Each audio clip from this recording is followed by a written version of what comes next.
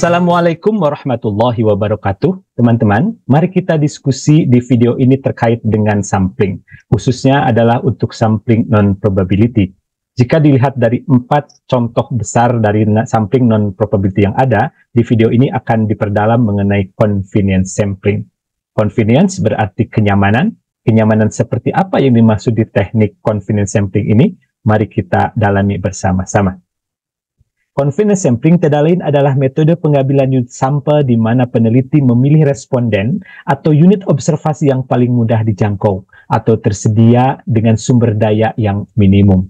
Nah, untuk convenience sampling ini tidak ada usaha yang bersifat sistematis yang harus dipersiapkan oleh peneliti dalam pemilihan sampel yang akan diambil ataupun diharapkan mewakili populasi yang sedang diteliti secara keseluruhan.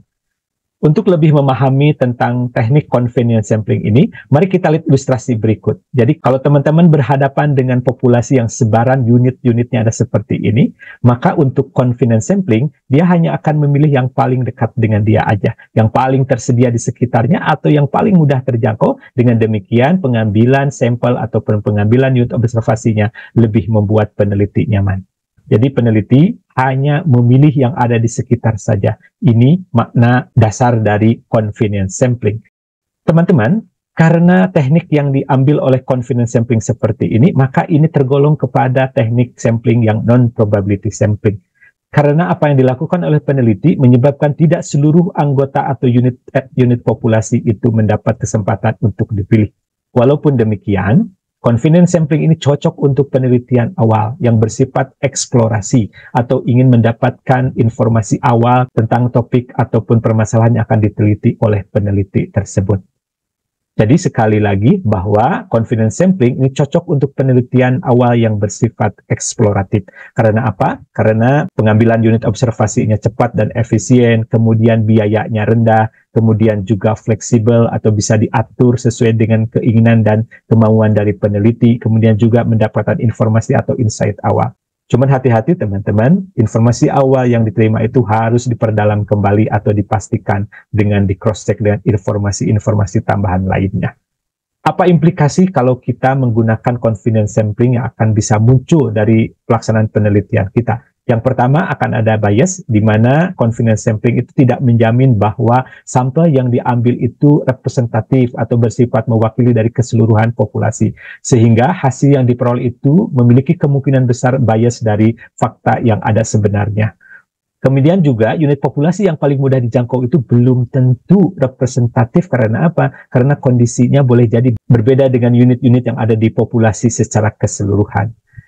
Implikasi selanjutnya adalah terkait dengan keterbatasan data dan informasi. Hal ini disebabkan karena unit observasi yang kita peroleh ataupun yang peneliti peroleh karena mengambil dari unit yang paling terjangkau bisa menyebabkan tidak representatifnya data yang kita miliki. Oleh karena itu, karena unit observasinya tidak representatif, maka data atau informasi yang diperoleh pun sangat terbatas. Teman-teman, selanjutnya adalah implikasi keterbatasan analisis. Karena unit observasinya tidak representatif yang menyebabkan juga keterbatasan data dan informasi yang diperoleh. Dan yang lebih penting lagi, data yang berasal dari sampling non-probability itu akan menyebabkan analisisnya sangat terbatas. Maka hasil dari penggalian data dengan menggunakan convenience sampling ini hanya dapat dianalisis dengan menggunakan statistika deskriptif saja. Tidak bisa sampai dengan statistika induktif atau inference atau melakukan generalisasi.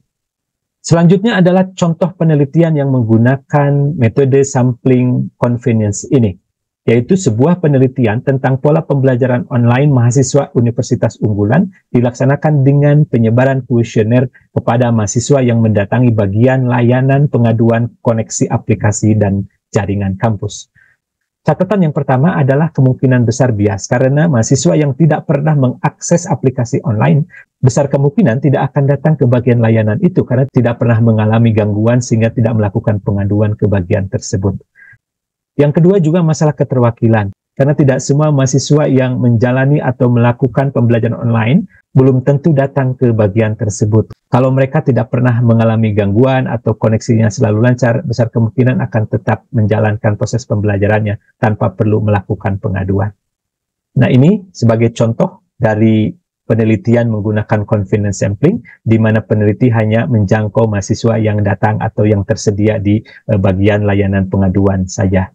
Mudah-mudahan contoh ini dapat memberikan bantuan kepada teman-teman untuk lebih memahami bagaimana praktek confidence sampling itu dilaksanakan.